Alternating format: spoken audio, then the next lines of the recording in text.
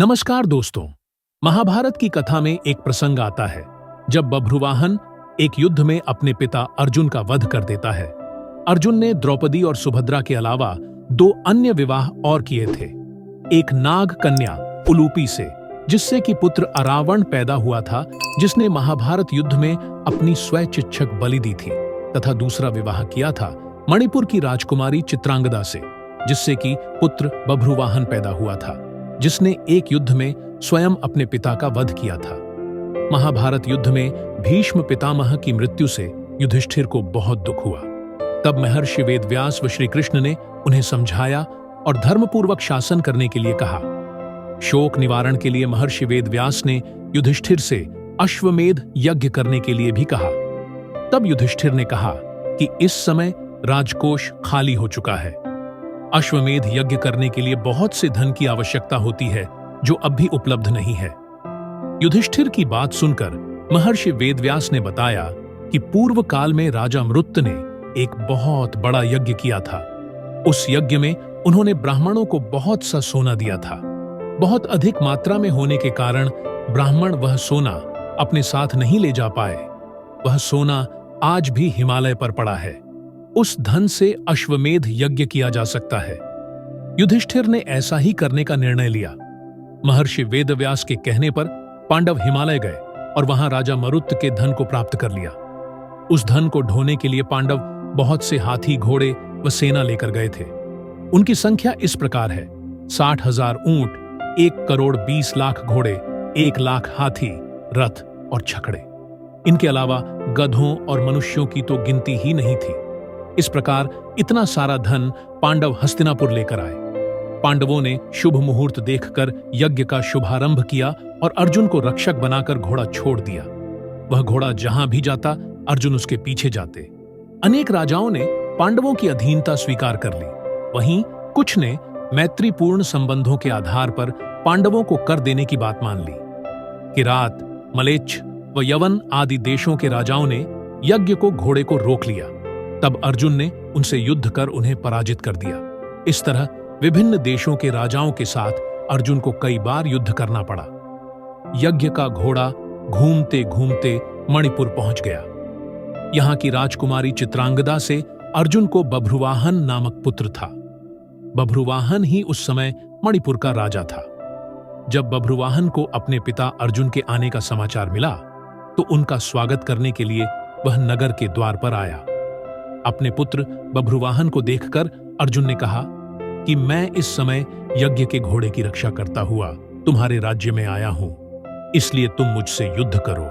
जिस समय अर्जुन बभ्रुवाहन से यह बात कह रहा था, उसी समय नागकन्या उलूपी भी वहां आ गई। उलूपी भी अर्जुन की पत्नी थी। उलूपी ने भी बभ्रुवाहन को अर्जुन के साथ युद्ध करने के लिए उकसाया। अपने पिता अर्जुन व सौतेली माता उलूपी के कहने पर बभ्रुवाहन युद्ध के लिए तैयार हो गया। अर्जुन और बभ्रुवाहन में भयंकर युद्ध होने लगा। अपने पुत्र का पराक्रम देखकर अर्जुन बहुत प्रसन्न हुए। बभ्रुवाहन उस समय युवक ही था। अपने बाल स्वभाव के कारण बिना परिणाम पर विचार कर उसने एक तीखा बाण अर्जुन पर छोड़ दिया। उस बाण को चोट से अर्जुन बेहोश होकर धरती पर गिर पड़े। बभ्रुवाहन भी उस समय तक बहुत घायल हो चुका था। वह भी बेहोश होकर जमीन पर गिर पड़ा। तभी वहां बभ्रुवाहन की माता चित्रांगदा भी आ गई। अपने पति व पुत्र को घायल अवस्था में धरती पर पड़ा देख उसे बहुत दुख हुआ। चित्रांगदा ने देखा कि उस समय अर्जुन के शरीर में जीवित होने के कोई लक्षण नहीं दिख रहे थे। अपने पति को मृत अवस्था में देखकर वह फूट फूट कर रोने लगी। उसी समय बभ्रुवाहन को भी होश आ गया। जब उसने देखा कि उसने अपने पिता की हत्या कर दी है, तो वह भी शोक करने लगा। अर्जुन की मृत्यु से दुखी होकर चित्रांगदा और बभ्रुवाहन दोनों ही आमरण उपवास पर बैठ गए। जब नागकन्या उलूपी ने देखा कि चित्रांगदा और बभ्रुवाहन आमरण उपवास पर बैठ गए हैं, तो उसने संजीवन मणि का स्मरण किया। उस मणि के हाथ में आते ही उलूपी ने बभ्रुवाहन से कहा कि यह मणि अपने पिता अर्जुन की छाती पर रख दो। बभ्रुवाहन ने ऐसा ही किया। वह मणि छाती पर रखते ही अर्जुन जीवित हो उठे। अर्जुन द्वारा पूछने पर उलूपी ने बताया कि यह मेरी ही मोहिनी माया थी। उलूपी ने बताया कि छल पूर्वक भीष्म का वध करने के कारण वसु, एक प्रकार के देवता, आपको श्राप देना चाहते थे। जब यह बात मुझे पता चली तो मैंने यह बात अपने पिता को बताई। उन्होंने वसुओं के पास जाकर ऐसा न करने की प्रार्थना की। तब वसुओं ने प्रसन्न होकर कहा कि मणिपुर का राजा बभ्रुवाहन अर्जुन का पुत्र है। यदि वह बाणों से अपने पिता का वध कर देगा तो अर्जुन को अपने पाप से छुटकारा मिल जाएगा।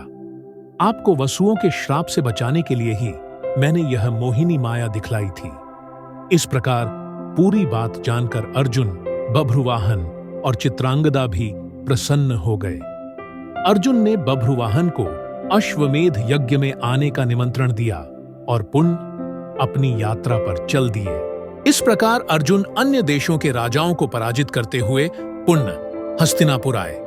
अर्जुन के आने की खबर सुनकर युधिष्ठिर, आदि पांडव व श्री कृष्ण बहुत प्रसन्न हुए। तय समय पर उचित स्थान देखकर यज्ञ के लिए भूमि का चयन किया गया। शुभ मुहूर्त में यज्ञ प्रारंभ किया गया। यज्ञ को देखने के लिए दूर दूर से राजा महाराजा आए। पांडवों ने सभी का उचित आदर सत्कार किया।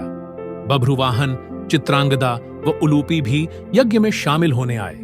यज्ञ संपूर्ण होने पर युधिष्ठिर ने पूरी धरती ब्राह्मणों को ही दान कर दी है। तब महर्षि वेदव्यास ने कहा कि ब्राह्मणों की ओर से यह धरती मैं पुण्य तुम्हें वापस करता हूं। इसके बदले तुम सभी ब्राह्मणों को स्वर्ण दे दो। युधिष्ठिर ने ऐसा ही किया।